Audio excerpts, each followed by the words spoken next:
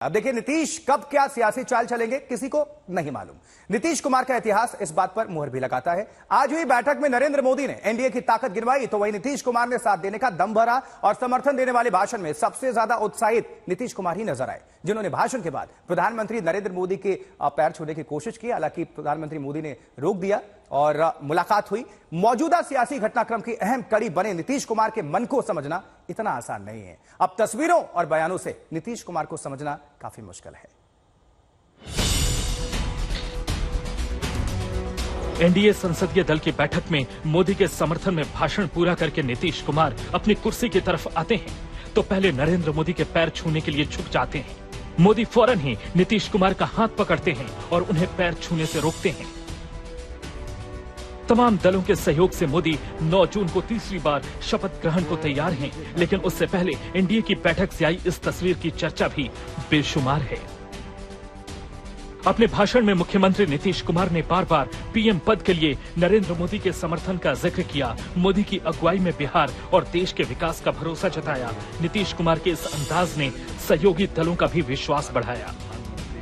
हमारी party Janata Dal United, Bharatiya Janata party संसदीय दल के नेता आदरणीय श्री नरेंद्र मोदी जी को भारत के प्रधानमंत्री पद के लिए समर्थन देती है।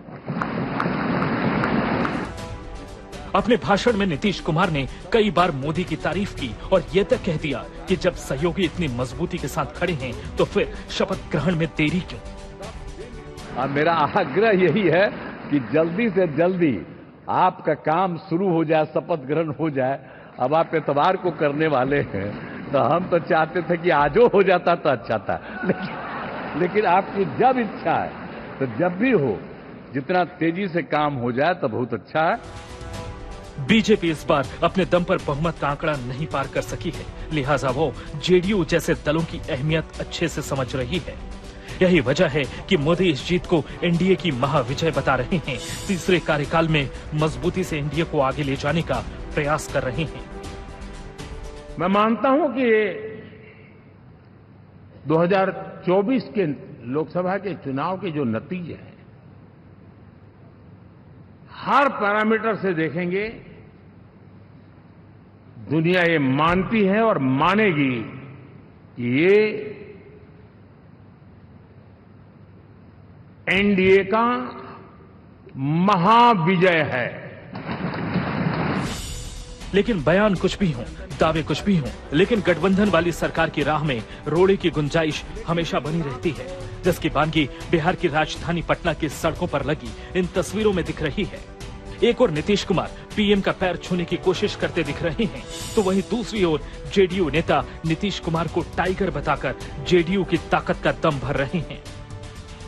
कि किस तरह से टाइगर जिंदा है लिखा गया है, बीच में नीतीश कुमार की तस्वीर है और दोनों तरफ एक एक टाइगर या बाघ दिख रहा है। तो साफ तौर पर आपको याद दिलाएं कि ये वही जगह है जहां आज से कुछ दिन पहले डबल इंजन सरकार वाला पोस्टर लगा था।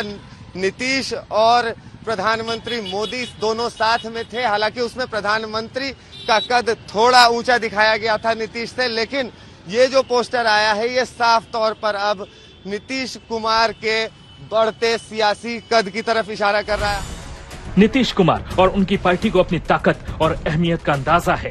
हालांकि नीतीश पूरी तरह से नरेंद्र मोदी के साथ दिखाई दे रहे हैं और इस बार बीजेपी के साथ रहते हुए ही लंबी पारी का दावा कर रहे हैं। पटना से आदित्य वैभव, सुजीत झा, रोहित कुमार सिंह के साथ दिल्ली से हिमांशु मिश्रा और चित्रा त्रिपाठी, आज तक। तो ये राजनीति है, यहां कब क्या हो जाए, कौन किसके साथ चला जाए, किसका साथ छोड़ दे और किसके साथ रहे, ये कहा नहीं जा सकता। अब जरा मोदी कैबिनेट बिहार के जो मंत्री हैं, देखिए 2014 में 5 मंत्री बनाए गए थे, 2019 में 6 मंत्री, अब 2024 में कितने होंगे बिहार से, ये देखने वाली बात होगी।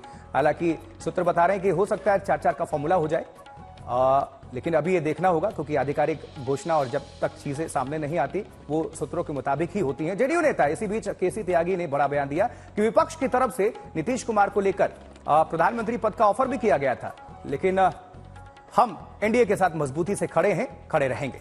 अमित भारद्वाज हमारे साथ, हमारे सहयोगी लगातार जुड़े हुए हैं। अमित, इस वक्त क्या हलचल चल रही है नीतीश कुमार को लेकर? हालांकि हम सब देख पा रहे हैं, बहुत उत्साहित नजर आए, पैर भी छूने की उन्होंने पूरी तरह से कोशिश की, आत्मीयता के साथ मिल मुलाकात हुई, दावा भी कर रहे हैं कि हम इंडिया के साथ हैं, रहेंगे। और लेकिन पटना में पोस्टर लगे हैं कि टाइगर जिंदा है, तो क्या अभी इसका इंडिकेशन है?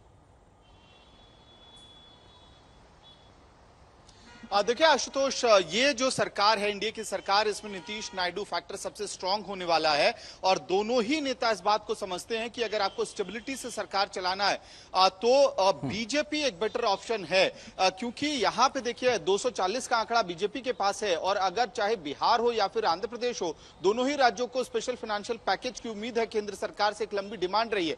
तो ऐसे में नीतीश कुमार के लिए भी ये एक तरह से आप कह सकते हैं कि एनडीए एक ऑर्गेनिक या नेचुरल अलायंस है, जिस शब्द का इस्तेमाल प्रधानमंत्री नरेंद्र मोदी ने कल किया था जब वो एनडीए के संसदीय दल के बैठक में बैठे हुए थे और उनको नेता चुना गया था। तो उन्होंने कहा था कि ये एक ऑर्गेनिक अलायंस है, जिस तरह से तमाम घटक दल एक साथ एनडीए के साथ इकट्ठा हुए हैं। तो ऐसे में नीतीश कुमार फिलहाल ये सिग्नल बार बार दे रहे हैं, कल की चाहे वो स्पीच हो या फिर आज का बयान हो, बार बार जदयू की तरफ से और नीतीश कुमार की तरफ से ये इंडिकेशन दिया जा रहा है कि वो एनडीए के साथ ही रहेंगे। और देखिए, इतना बड़ा ऑफर आता है इंडिया ब्लॉक की तरफ से, प्रधानमंत्री का पद भी ऑफर दिया जाता है, तब भी एनडीए के साथ रहना। हर बयान के मायने होते हैं और टाइमिंग भी काफी मायने रखता है। अमित, इस वक्त ये बयान क्या थोड़ा दबाव दिखाने बनाने की कोशिश, बार्गेनिंग की कोशिश, ये कहता क्या ये बयान?